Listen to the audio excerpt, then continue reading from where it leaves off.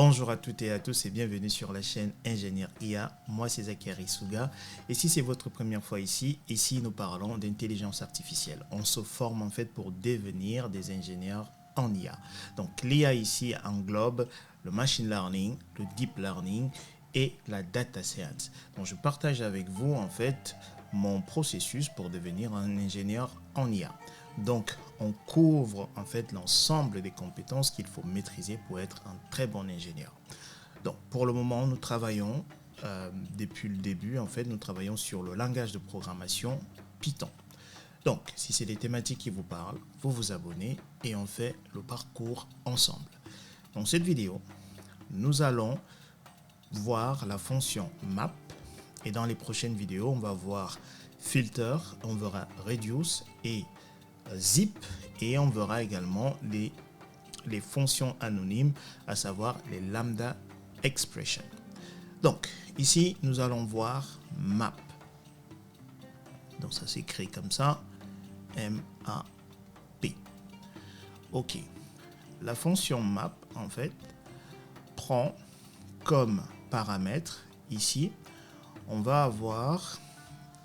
a une fonction et on a quoi? Un itérable. Iterable, comme ceci. Voilà les paramètres qu'on donne à notre fonction map. Alors, supposons que on a une liste des nombres comme ceci. 1, 2, 3. Et on nous demande de retourner en sortie. On souhaiterait avoir une liste comme ceci. 1, 4, 9. Alors, on va voir d'abord la manière classique. Comment est-ce qu'on le fait? Du coup, on va le faire en bleu. On va définir une fonction qu'on va dire nombre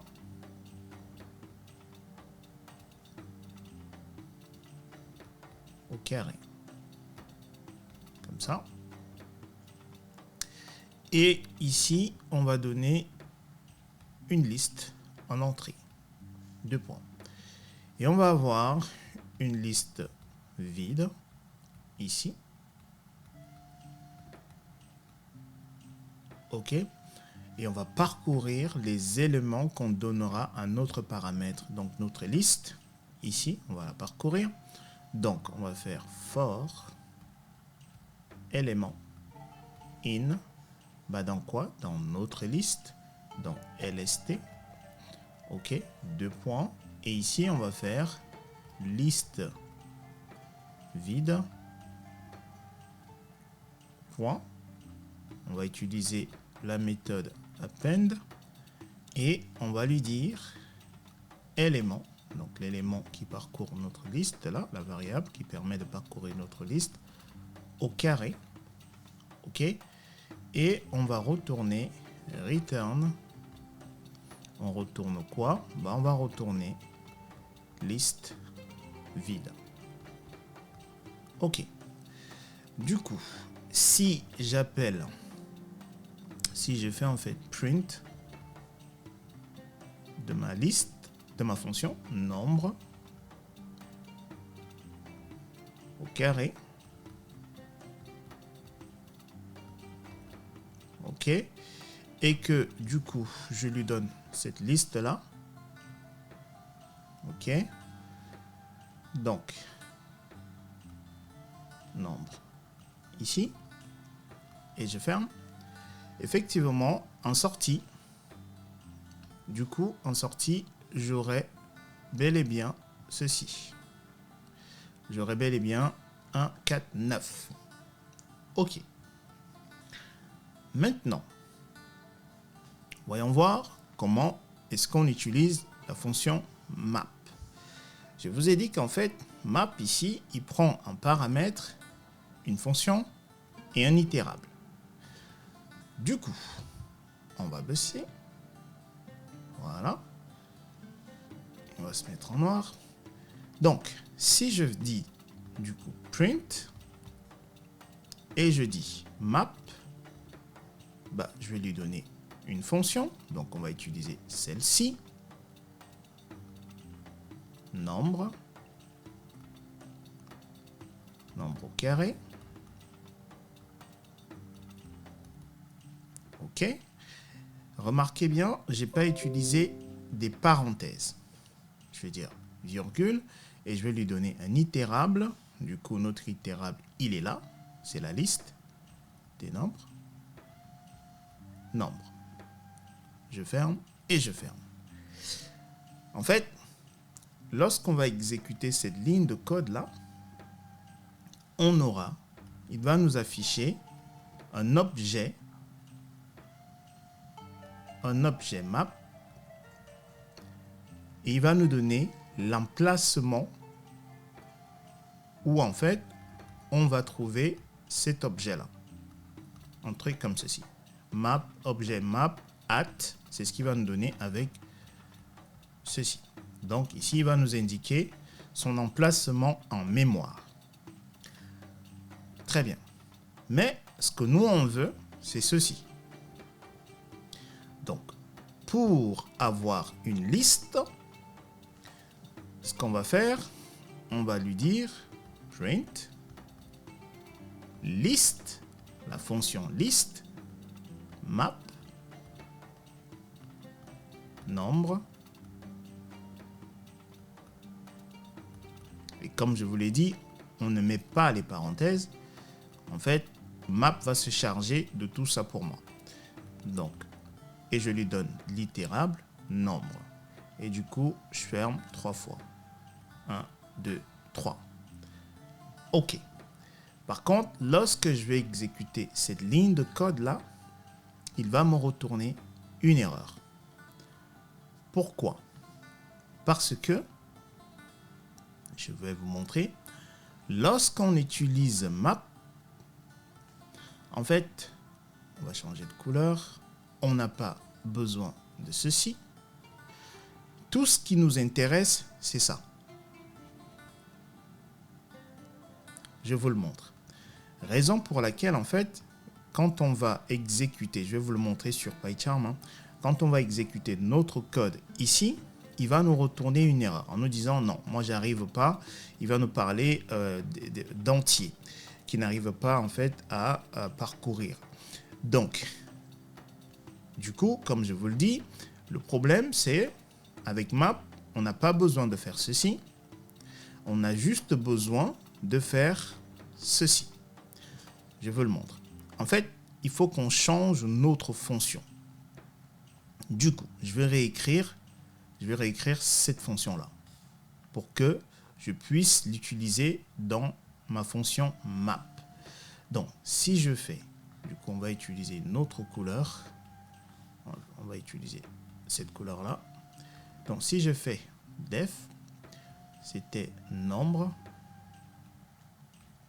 au carré. OK. Et ici, on avait notre liste. OK. Déjà, en fait, non. Je ne vais pas lui donner la liste. Donc, ça, c'est la première chose. Ici, on n'aura pas une liste. Qu'est-ce qu'on va avoir? En fait, on va avoir ceci. On va avoir la variable qui permet en fait de parcourir notre liste. Du coup, on donnera ici, par exemple, ceci, 2 points, et regardez, on remonte juste pour vous montrer. Ceci, on n'a pas besoin de ça, on n'a pas besoin de ça. Ce qui nous intéresse, une fois de plus, c'est juste ça. C'est ça qui nous intéresse. Tout le reste, on n'en a pas besoin. Donc, ici, on va simplement lui dire return quoi? Bah, mon élément au carré. C'est tout. Du coup, si je fais print et je dis list map et je donne nombre, avec S au carré. Du coup, et je lui donne nombre. OK. Du coup, en sortie, j'aurai bel et bien 1, 4, 9. Je vous démontre tout ça sur PyCharm. Très bien. Nous voici donc sur PyCharm. Et donc, on avait notre liste, nombre, comme ceci. Et on avait 1, 2, 3. Et on veut en sortie, qu'est-ce qu'on veut? Nous, on veut 1, on veut 4 et on veut 9. Ça, c'est notre sortie. On s'attend à avoir ceci. Donc, la manière classique, c'est simplement de faire définition.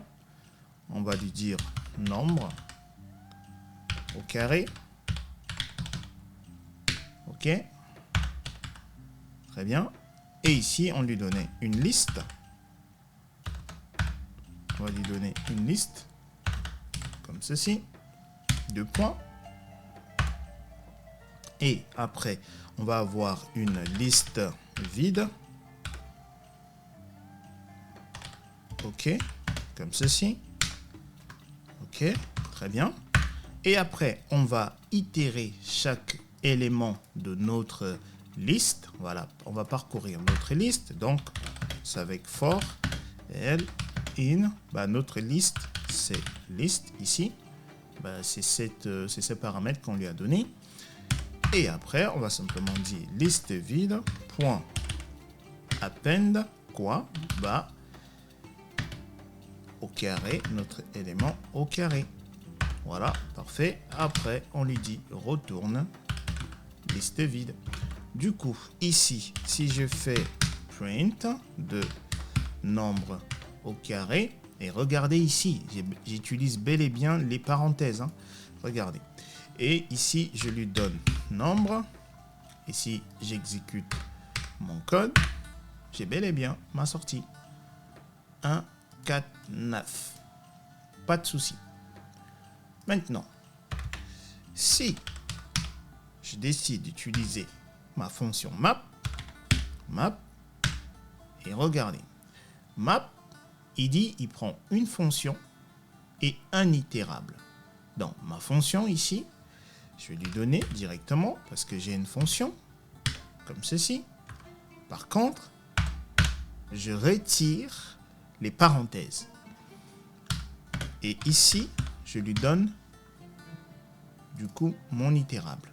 Donc, ma liste. Alors, je lui donne simplement... Alors, on va d'abord exécuter pour vous le montrer.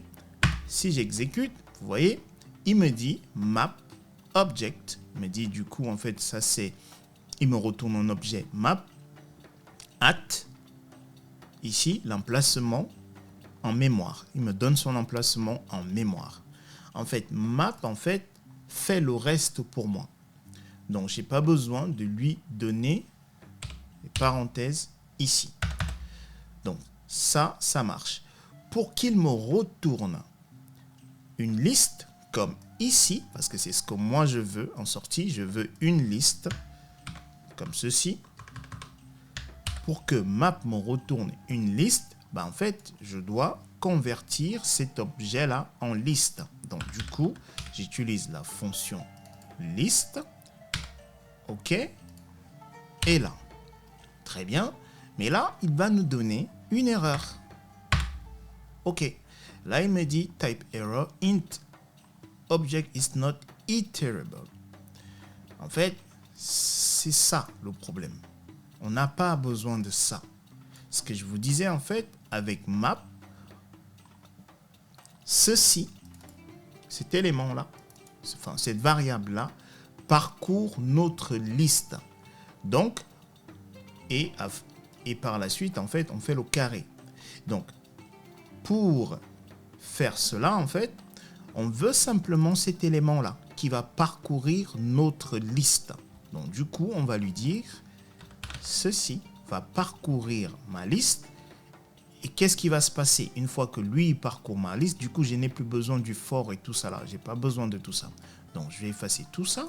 parce que j'en ai pas besoin. En fait, lui, il le fait déjà le parcours avec map.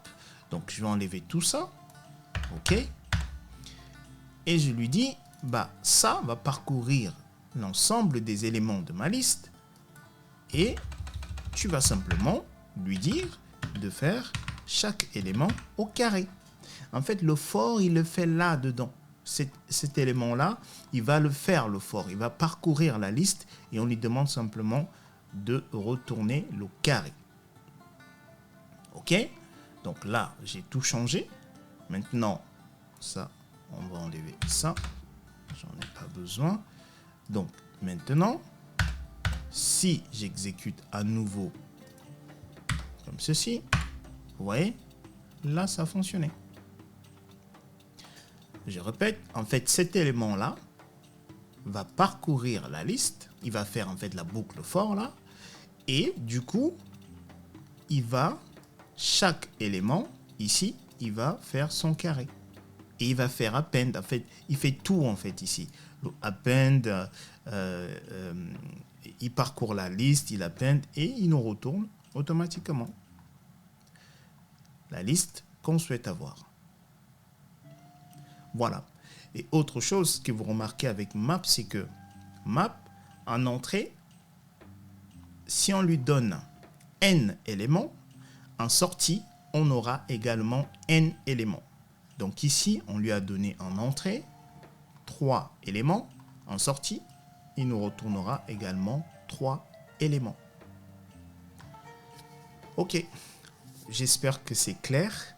Et en fait, vous voyez qu'en fait, avec map, c'est encore plus facile en fait. On n'a pas besoin d'écrire fort, on n'a pas besoin de créer une liste vide, qu'on va utiliser la méthode append, etc. C'est vraiment facile en fait d'utilisation, je pense personnellement. Dites-moi ce que vous pensez de la fonction map en commentaire. Et voilà ce que je voulais partager avec vous. J'espère que j'ai été clair. Si tel n'est pas le cas, comme d'habitude, si vous avez des questions, vous me les posez et je répondrai. Dans la prochaine vidéo, on va voir la deuxième fonction. Donc, cette fonction s'appelle filter. Portez-vous bien. À bientôt. Peace.